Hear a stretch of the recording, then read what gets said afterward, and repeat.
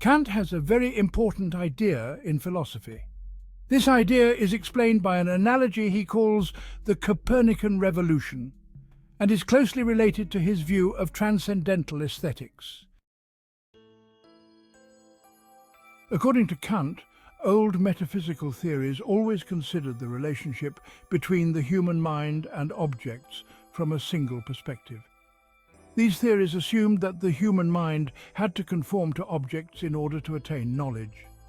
In other words, knowledge could only be obtained if the thought in the mind corresponded exactly to the real object. However, with this perspective, metaphysics failed to achieve its goal of becoming a definite and reliable science.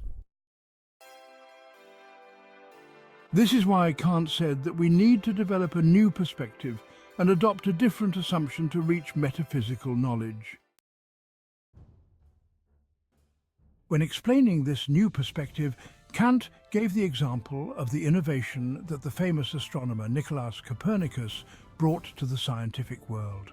Before Copernicus, traditional astronomy thought that the Earth was fixed at the center of the universe and that the Sun and all other stars revolved around the Earth. However, this idea did not give accurate results in calculating the movements and positions of celestial bodies. Copernicus, on the other hand, by suggesting that the stars are fixed and the Earth rotates on its own axis, started a new era in science. Kant similarly said that in order to achieve metaphysical knowledge, we should not adopt the idea that our minds should conform to objects, but rather that objects should conform to our minds. We can explain this idea of Kant within the framework of his understanding of transcendental aesthetic.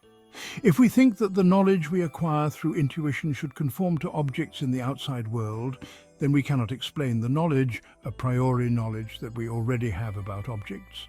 Therefore, according to Kant, in order to understand our knowledge of objects, we must accept that objects conform to the human way of perception, that is, the perception of time and space. Kant, inspired by Copernicus, explains this perspective in his work titled Critique of Pure Reason as follows. It has always been assumed that our knowledge must conform to objects, but with this assumption, efforts to understand something about objects with the knowledge we already have, a priori, and to expand our knowledge have always failed. So, let's try the assumption that objects should adapt themselves to our knowledge and see if we can get better results in the field of metaphysics. To do this, we must follow Copernicus's method. Copernicus, the movements of celestial bodies, when he realized that he could not explain it on the assumption that all the stars revolved around the observer, he investigated whether he could get better results if he rotated the observer himself and left the stars motionless. A similar path can be followed in metaphysics. One of the contemporary Kant commentators, Gilles Deleuze, in his work titled Kant's Critical Philosophy, he makes the following comment about Kant's Copernican Revolution. The basic idea of what Kant calls the Copernican Revolution is this. Instead of the idea that there is an ultimate harmony between subject and object, to lay down the principle that the object is necessarily subject to the subject. The important discovery here is that the faculty of knowledge is the legislator, or rather, that there is something in the faculty of knowledge that legislates.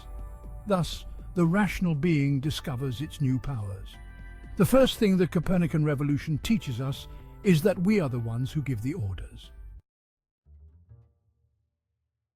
In this chapter, we examined in detail Kant's view of transcendental aesthetic and his groundbreaking Copernican revolution in the theory of knowledge.